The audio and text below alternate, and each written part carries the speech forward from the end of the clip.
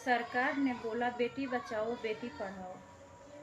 कैसे कोई पिता बेटी बचाएगा बेटी पढ़ाएगा जब एक डॉक्टर के एक जीवन दान देने वाला के जब कोई सुरक्षा नहीं हो पाया तो आम बिटिया के क्या होगा।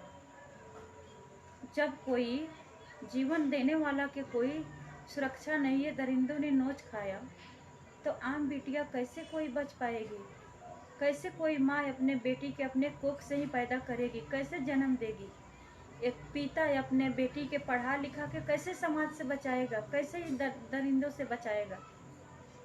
आखिर क्यों बेटी के हमेशा बलि चढ़ना पड़ता है, क्यों बेटी हमेशा इस समाज से हमेशा झुकी रहती है।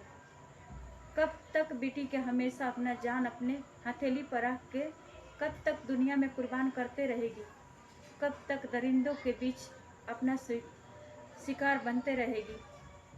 आखिर क्यों, क्या गलती है बेटिया की।